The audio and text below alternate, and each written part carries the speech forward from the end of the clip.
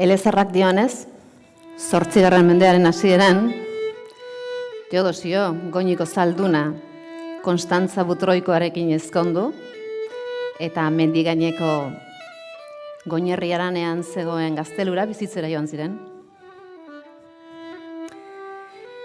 Baina ezkonduta handi gutxira, Teodosio, Naparrok menderatu nahi zuten godoen aurka borrokan egitera joan behar izan zuen, eta Konstantza bakar-bakarrik geratu zen gazteluan. Borrokak egin eta gero, Teodosio pozarren zetorren, gustora, gudu guztietatik garaile atera zelako. Baina errekabidean, gizon bitxi batek, kondairak dioenez, diaburua bera omen zen basajaun moxorrotua. Gizonark esan zion, Konstantzak iruzurra egiten ziola. Traizioa egin ziola etxeko morroiarekin. Teodosio gura entzunterakoan, amorruok janda, zaldia lau azka bizian jarri, eta gaztelurantza abiatu zen.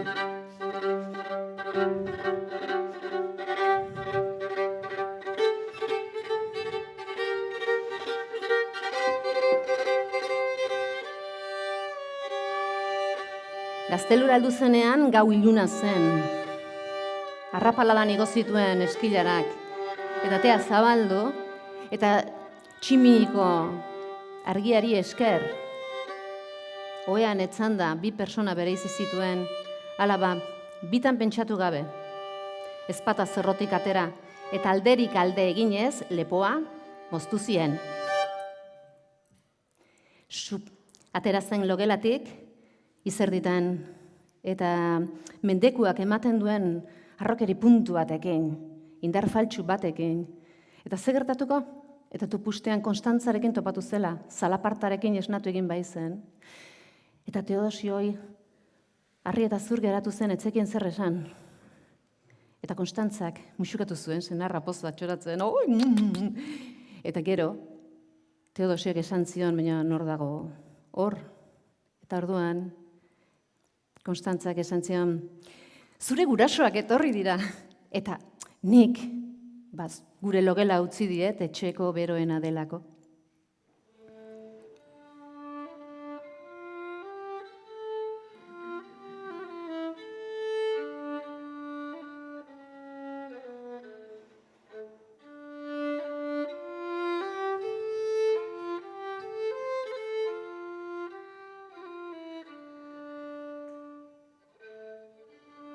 Esaten dutenez, Teodosiok eman zuen oihua Naparro guztien entzuna benzan, eta gero, Iruñara joan zen, gotzaiari egindakoa aitortzera.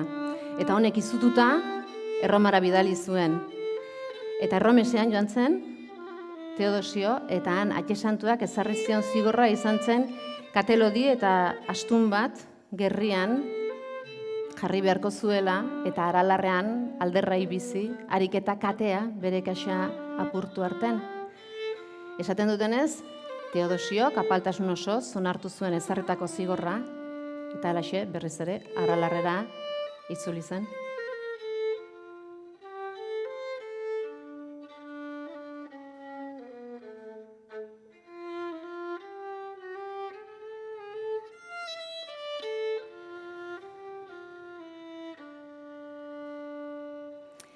Zazpi bat urte bazera matzan, Aralarren alderrai, eta Teodosio oso ahultzegoen katea aldiz, berri-berria. Lehenengo egunean bezala, bai. Baina garai hartan izan zen, halako batean, zaratotx bat entzun zuen. Eta hasieran ez zuen bereiztu, baina bigarren aldiz ere entzun zuen. Eta orduan, gogora ekarri zuen, Aralarreko leizezuloan, bazela erensuge bat, eta loaldi luzeak egiten zituela, baina esnatzen zenean goxe izaten zen, eta orduan, han inguruko biztanleen artean, eta baserritarren artean izugarrizko txikizioak egiten zituen. Horrekatik, urtero, han inguruko Larraulgo baiarako biztanleek, egiten zuten personal sakrifikatu, eta ofrenda modura, erensugeari eskaintzen zioten beste guztiak pakean usteko. Eta hura, gogoratzen ari zela, berriz ere zarata hotxura entzun zuen. Eta Teodosiok ez zuen dudarik izan, bazekien erensugia zela eta esnatua zela, eta alaba osin baten ingurura babes bila abiatu zen. Eta zeinekin aurkituko? Eta larraungo gizajoarekin antxe zegoen nehar baten erensugeak noiz jango zain. Eta orduan Teodosiok bialduzun etxea eta beha gehatu zen. Alabintzet, gizajoaren bizitza salbatzen zen. Eta ez zuen gehiagi itxaron, ze handi gutxira, erensugea, erraldoia ikaragarria aurrean agertu zitzaion, eta hura ikusita Teodosio belaunikatu egintzen. Eta gero besoak olaxe goratu zituen, eta San Miguel Goiaingeruari laguntza eskatu zion. Eta zeruan entzun egin zuten, ze jainkoak esan zion, Mikel, lurra handeka dituk. Eta orduan, San Miguel Goiaingeruak esan zion, ni bakarrik enijek. Eta ala izan zen, nolatan, San Miguel Goiaingerua jainkoa buru gainean zuela, lurrera, jetxi zen, zalaparta bat sortu izugarria, eta erensugiarekin borrokan egin zuen, ariketa, akatu zuen arte. Eta piztia lurrera erori zenean, zerraldo lurrera erori zenean, momentu hortantxe, bertantxe, Teodosioren kateak apurtu egin ziren eta lurrera erori, eta esaten dutenez, pozak ematen duenez, eta askatasunak ematen duen indarrari esker, aiatu San Teodosio Gaztelura.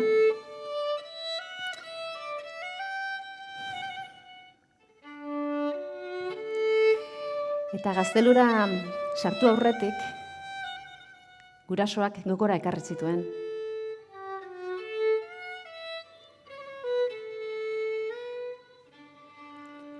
Eta gero sartu zenean, antxe zegoen Konstantza, 7 urte eta gero oraindik zain zegoena, eta besarkatu ziren, eta elkarrekin negar egin zuten, gau hartan ez zuten hitzik egin. Isiltasunean, hile egin, bizarra egin, garbitu, eta gero supaztertxokon, gulaxe mokautxo bat egin, eta gero bai, isiltasunean murgilduta, eskuak eskuetan, begiak begietan eta gorputza gorputzean amodio egin zuten.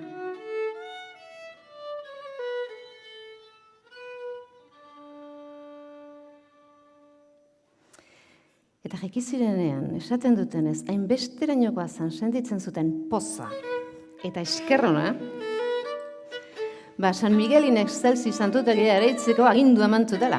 Hala ba, gaur egun, Aralarra joten bazarete, sartu santutegian. Eta antxe hormetako batean, antxe aurkituko duzue erensugearen zuloa eta burua. Sartuz gero erensugearen horroa entzungo duzue. Eta bestetak horma batean, antxe daude Teodosioren kateak zintzilikaturik. Taiekin 3 itzuli eginez gero, buruko minak eta aginetako minak etorri bezala, joaten dira. Konfiantza, kontua.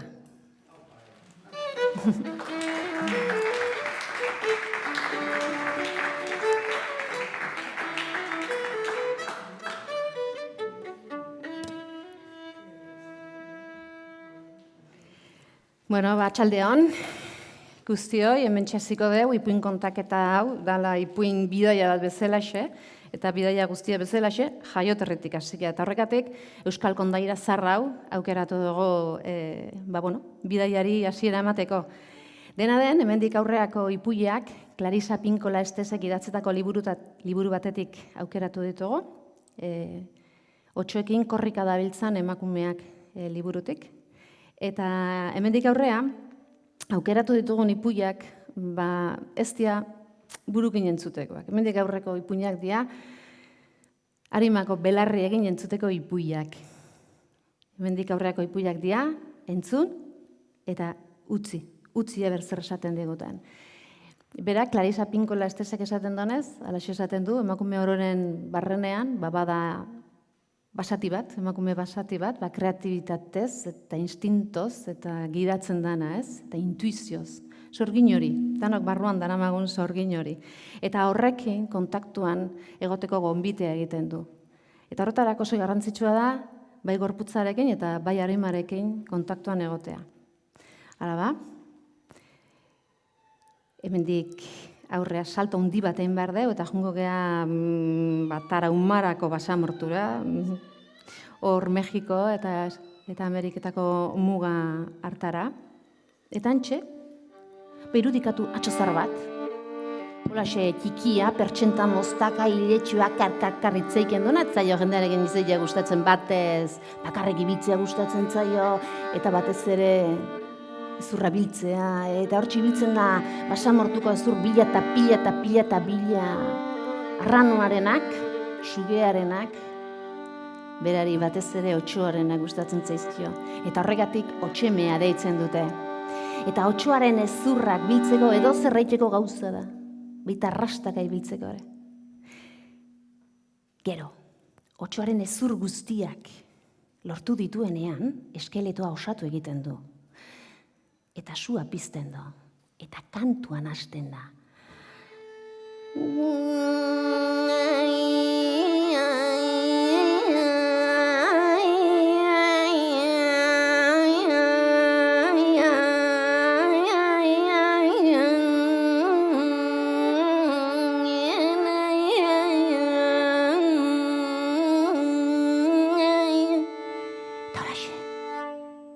Otxoaren ezurrak haragiz estaltzen joaten dira, eta gero hilez, otxoak arnaz hartzen du.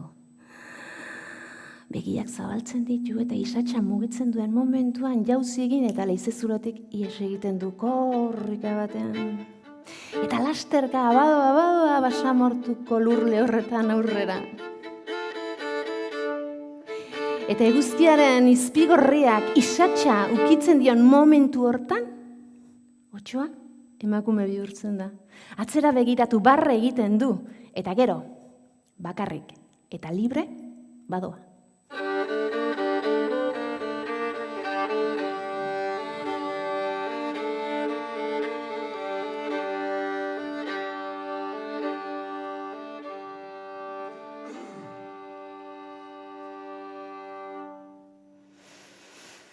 Bueno, eskarrik asko. Ez kendu orain zerik, berokirik, ze iparraldeko lurraldetara goaz. Eta han, hotz handia egiten du.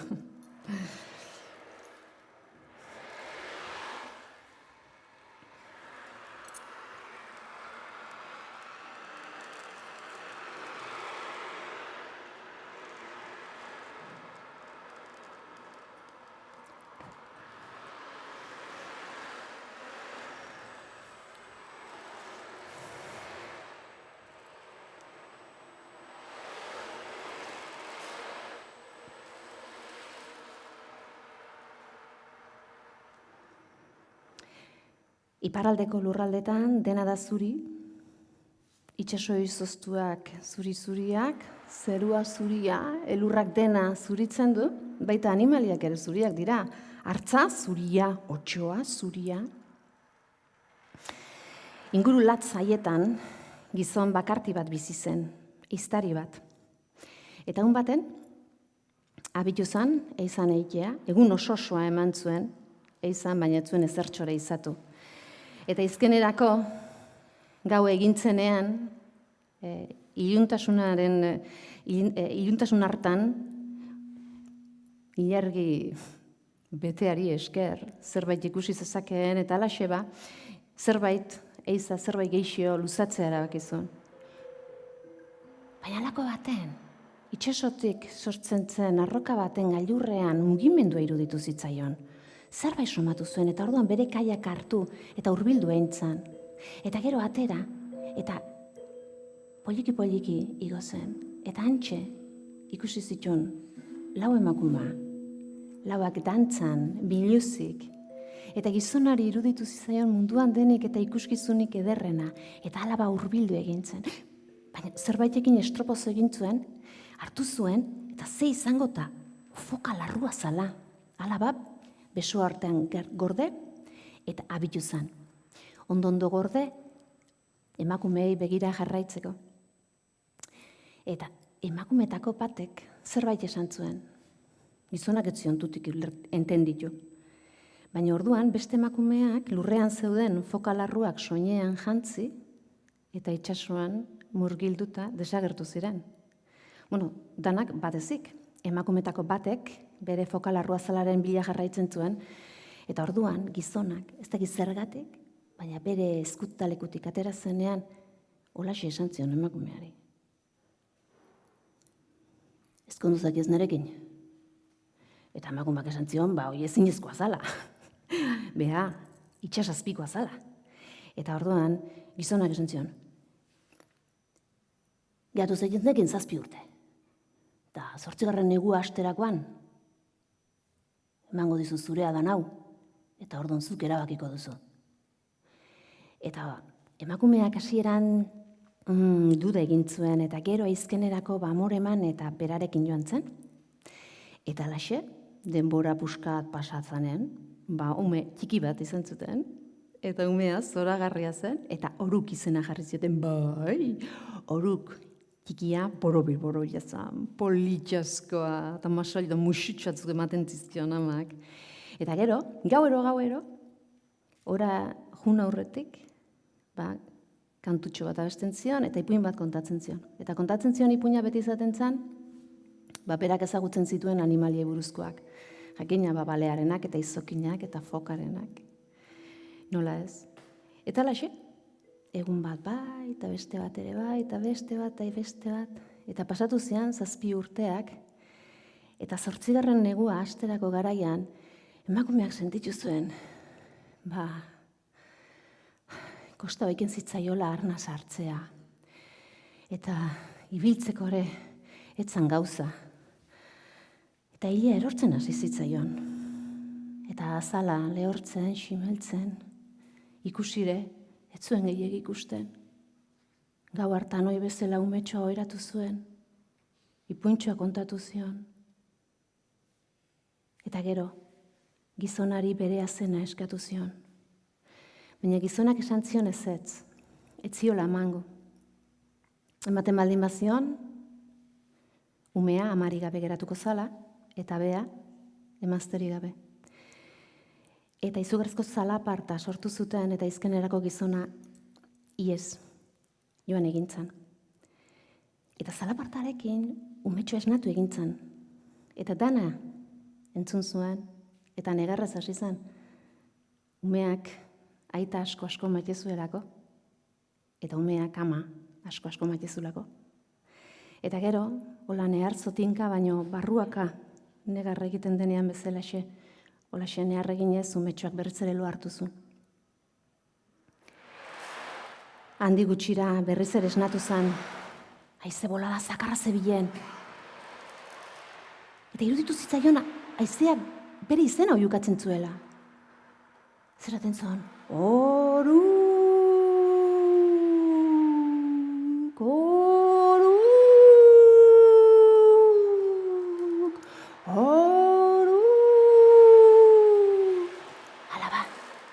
Oruk, bitan, pentsatu gabe altxatu zen, parka jantzizun gainean, eta abiatu zen itxasorantza. Eta amildegitik, ikusi zuen itxaso erdian foka zar bat.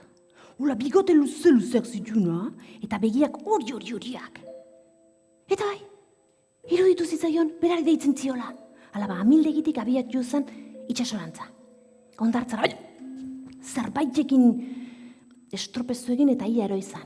Hartuzun lurreko pardelura zertzan eta bere amaren usaina zerion. Ulertuzun bere amaren azala, ura, eta txera itzuli zen, eta amari eman zion, eta amak umetxo ikusi zuenean, eta amak bere foka larrua zala ikusi zuenean poza jarri zen. Eta soinean jarri zuen foka larrua zala. Eta orduan umetxoak esan zion ama. Ama ez izku. Ama. Eta orduan amak. Begiratu zuen umetxoa maitasun osoz. Eta holaxe bi eskuekin aurpegitxo heldu eta 3 aldiz arnasa eman zion.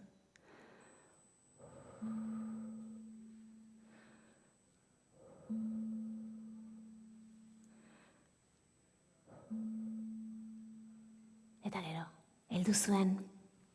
Besazpian eta itsasora joan ziren. Eta itsasazpian murgildu ziren. Eta igerian egin zuten denbora luzez. Eta biak ere ederki asko arnasten zuten. Eta ederki asko igeri egiten zuten. Eta alaba, igeri eta igeri eta igeri eta igeri eginez, heldu ziren beste foka guztiak bizi ziren lekura.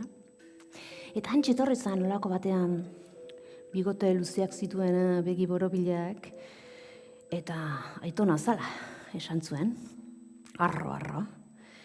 Eta orduan galdetu zion emakumeari, ea zer moduzkoan zitzaion goialdean. Eta emakumeak esan zuen, gizon hon batek dena eman zuela berakatik, baina arain ezin zuela itzuli. Itzultzen baldin bazan gizonak preso hartuko zuela. Beldurtzelako, berak alde egin gote zuen. Orduan Aitona galdetu zion eta ze gertatzen da umearekin. Umeak aitarekin itzuli behar du. Oraindik ez da heldu hemen egoteko momentua. Eta ondoren, hirurak besarkatu ziren eta elkarrekin negar egin zuten. Baina gero, Oruk beste 7 egun hantxe geratu zen, itsaspean. Eta 7 egun haietan ederki asko pasatu zuen, eta animalia mordo bat ezagutu zituen. Eta animalien sekretu mordo bat ezagutu zituen, eta oso ondo pasatu zuen. Eta 8. eguna iritsi zenean, amak eta Aitonak goiko mundura lagundu zuten. Eta amak 7 egun haietan berreskuratu zuen berriz ere bere osasuna eta bere edertasuna. Eta justu, agurtu aurretik esan zion, Oruk, ni beti izango nahi zurekin. Nahikoa duzu, nik ukitutako zerbait zuk ukitzea, eta orduan, indarra izango duzu aurrera egiteko, eta kantuan egiteko, eta kontuak esateko. Hitz horiekin agurtu ziren. Esaten dutenez, Oruk, haunditan, ipuin kontalari eta musikaria bihurtu zen, margolariare bai. Eta esaten dutenez, hila egunero, Orukek bere kaiak hartu, eta hor txeguten omen zan, itsasotik sortzen zen arroka baten ondora, eta foka batekin hizketan egoten omen zan. Ehiztari asko saiatu zen foka hura izatzen, baina inorrek ez zuen lortu. Eta ikusi zutenek, esaten zuten, fokaren begira da. Maitasunez betea zegoela.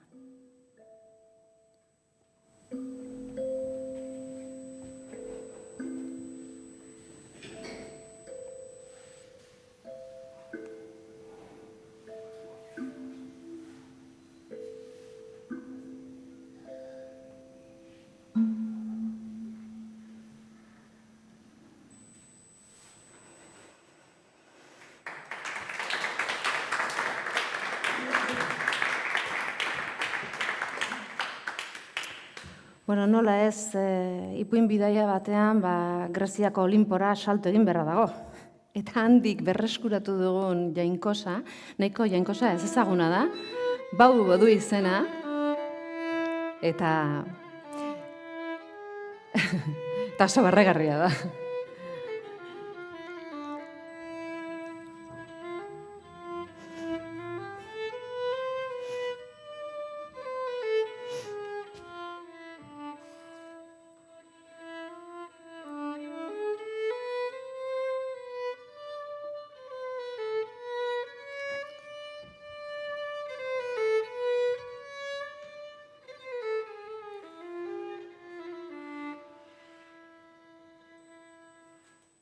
Baubaren itxura oso barregarria da, eta esaten dutenez, emakume asko depresiotik atera omen zuen. Hain justu, Demeter, jainkosa berare bai, gogoratu Demeterrek alaba galdu zuenean, ia erotu beharrean geratu zela. Bueno, istorio hau, hementxe hasten da. Persefone, neskatxa gaztea, atera da, bueltaxka bat ematea, eta zelaiaren erdian loretxo batek erakarreta etzan da. Eta lorearen koroa ukitu duenean, ze gertatuko? Eta zigzag bat egin dela, lurrea erdibitu da, eta lurrazpitik, ades, ultratumbako jainkoa atera dela, bere zaldi beltzak tiratuta, eta Persefone baitu zuela, eta berriz ere lurrazpian gorde ziren, lurra itxi zen, eta dena den bezala geratu zen. Eta etzen ezertxoren zuten, baina, oraindik, ondo entzun genez gero, itxasoko olatuen artetik, hor bai, Persefoneren lamentu hotxak entzun zitezkeen, eta baita arkaitzen arraietatik ere irriste eginez. Baina gero, izugarrizko isiltasuna egintzen. Eta Demeter amalurraren jainkosa, emankortasunaren jainkosa, isiltasun arraro hartaz gabetu zen. Eta hartu zen, Persefone alaba falta zuela. Eta hasi zen bila eta bila, eta ez zuen aurkitzen. Eta kendu zen buruko diadema, eta zabaldut zituen besoak horrelaxe hegazti baten antzera, eta munduari bira eman zion, behin. Eta eman zion bigarren aldiz eta hirugarren aldiz eta ez zuen alaba aurkitu. Eta orduan, triste baino haserre jarri zen. Eta madarikatu zituen emakumeen sabelak, eta madarikatu zituen gizonen haziak, madarikatu zituen lurrak eta loreak. Eta denbora luzean, etzan bizirik sortu. Eta gero, herri txiki batean abandonatu zen bera.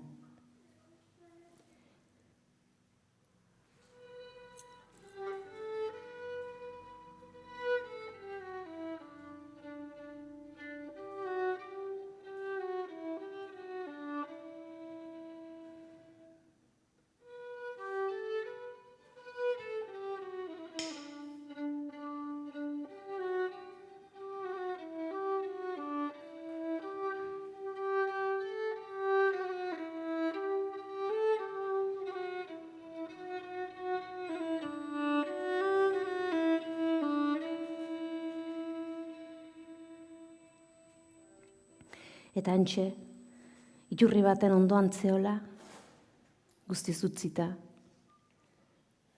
Aran non ikusten don Baubo bere gana etortzen. Eta esan dizudan bezala, Baubo oso itxura barregarria zuen, ez zeuken buruik, eta bere titiak ziren begiak, eta hankarteko bulbatik hitz egiten zuen. Eta laxe, bazetorren kantuan eta kontuan. Eta jakina, Demeterrek azkenen, irribarrea egin zuen, eta gerturatu zenean, hasi zitzaion kontuan, eta kantuan, eta hasiera baten Demeterrek, esaten dute, horrelaxe, barra pixkat egin zuela, baina izkenerako, uste dut, irri karkailaka hasi zela, eta ezin geldituek, eta horregatik deitzen zioten, Baubori, Sabel Barrearen jainkosa, eta hasi da barrez, eta esaten dutenez, Demeter depresiotik atera zuen. Eta nahi badin badizue kontatuko dizuet ze kontu izan zen. Zen nik ez dakitura izan zen, baina esaten dutenez, Koiote diken kontua izan zen, Demeter depresiotik atera zuena. Entzun nahi duzue?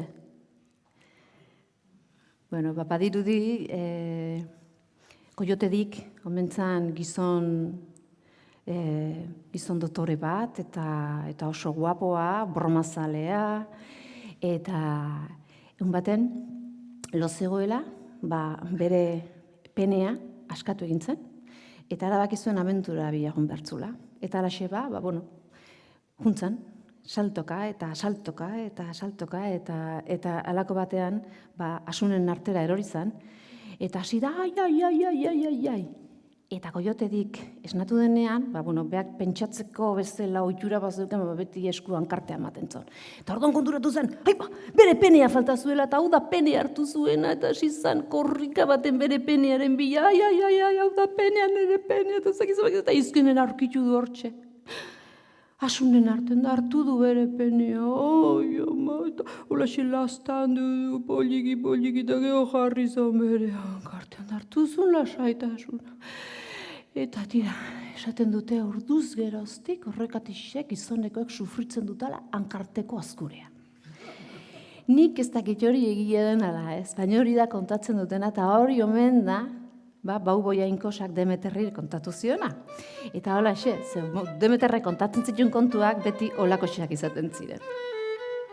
Hala ba, hasi ziren barre kontu hori zala eta ze gertatuko?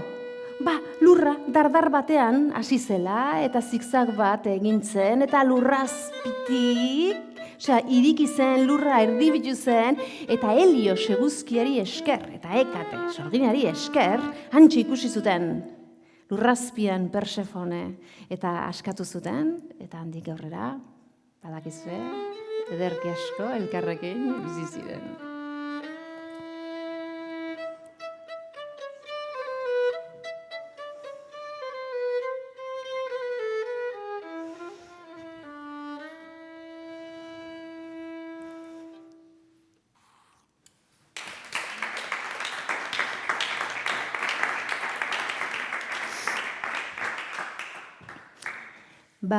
Begirenago begire, goiko kaminu barrire, noiz etorriko etedan neure maitia herrire.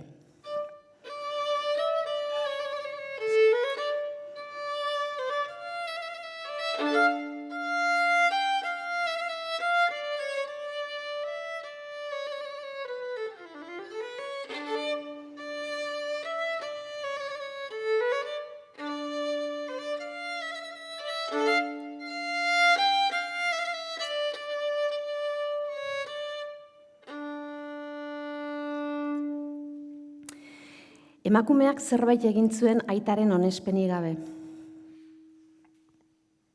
Dagoeneko inork ez dakit ze gertatu zen. Baina gauzea da, aitak hiletatik hartu eta arrastaka amildegiraino eraman zuela eta han itsasora bota zuen. Itsasazpian, arrainek haragia jantzioten eta begiak errotik atera zizkioten.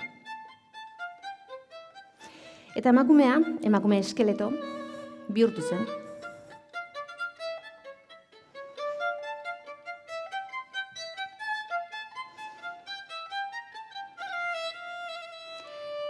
Hantxe itsasazpian, aurrera eta atzera eta aurrera ibiltzen zen korronten mende.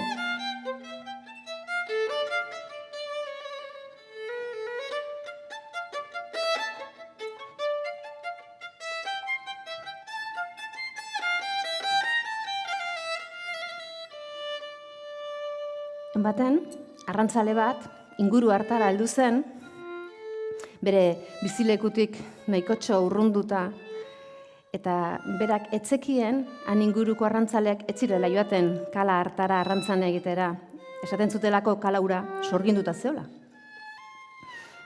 Berak etzekienez, kainabera prepatu zuen, aria prepatu zuen, eta amua uretan sartu zenean, ze gertatuko? Emakume eskeletoaren bularreko saietxen artean katiatuta geratu zala. Eta orduan gizonak pentsatu zuen, arraina hunti bat arrantzatu zuela eta pozpozik jarri zan. Eta hasi zan pentsatzen zenbat diru irabar zezakeen arraina hundiari esker, eta zenbat gastatuko zuen arraina hundiari esker, eta pentsatu, oharturetzenei itsasoa zakartzen hasia zela. Eta txalupa kulunkatu egiten zela. Itsasazpian, emakume eskeletoa borrongatze bilen, arietik askatzeko. Baina zenbat eta gehiago borrokatu, orduan eta gehiago nas pilatzen zen eta korapilatzen zen ariarekin. Arrantzaleak heldu zion fuerte. Kainaberari tira egiteko. Eta orduan, ez zuen ikusi, olatuen artetik emakume eskeletuaren kaskezurra agertzen. Ez zituen ikusi, marfilezko hortzen artean krustazioak itxetxita, ez da buruko koralak ere. Arrantzaleak begiak zabaldu zituenerako, emakume eskeletoa agerian zen aurrean, horaxe, zuti bezala.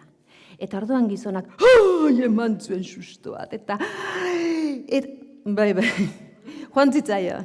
Begiak buruaren atzeraino eta bihotza belaunetaraino erori zitzaion, belarriak gorri jarratzitzaizkion. Eta berriz ere, egin zuen, hartu zuen arrauna eta hasi zen kolpeka. Eta zaz, eta zaz, eta zaz, eta pun, eta pun, eta pun. Eta gizajoa, etzan konturatzen, emakumea, haritik zintzilika zegoela, alaba, kaina bere hartu, eta atzea botazon. Eta emakumea, bere bizkarratzean gatu zen olaxe, ematen zuen gizona harrapatu nahi zula gaineaz. Arrantzaleak arraunak hartu, eta eragin eta eregin, urrertzera iritsi esmoz. Atzera begiratu, eta han atzean ikusi zuenean, gizajok hartu zuen sustoa. Eragiten zuen alde batea eta bestea, eta izkenerako.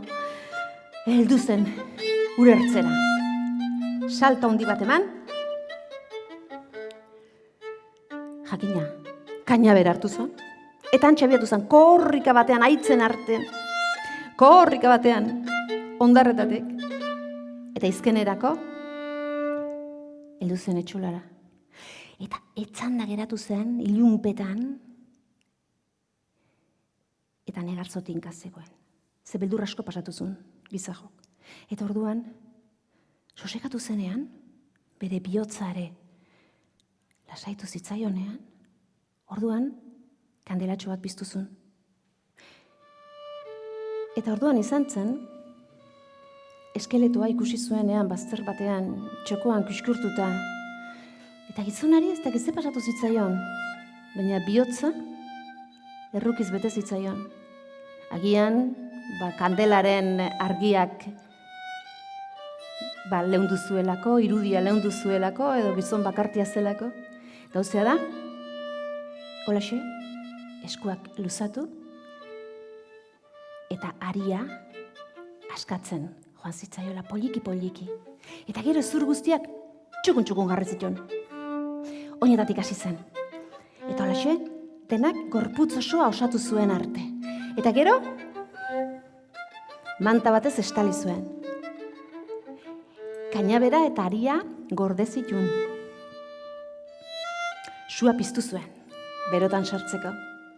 Eta tarteka, emakumeari begiratzen zion, eta emakumeak, etzun txintik esaten etzan ausartzen, bazpare, igual botatzen zuen berriz ere haitzetara, edo itxasora. Alaba isilik zegoen. Gizonari logurea sartu zitzaion, eta emakumearen ondoan etzan zen, manta azpian, eta berehala lo geratu zen. Eta amets triste bat izan zuen, ze malko batek ihes egin zion. Eta emakumeak, malko bakarti eta dizdiratxura ikusi zuenean, izugarrizko egarria sartu zitzaion. Orduan bere ahoa, gizonaren aurpegira hurbildu zuen. Hola, ezur kraskateko eta guzti.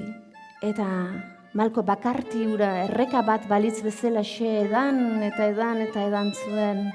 Urtetako egarria setu zuen arte. Eta gero zutitu eintzen. Eta eskuak gizonaren bularrean sartu, eta bihotza atera zion. Eta bihotzarekin jolasean hasi zen.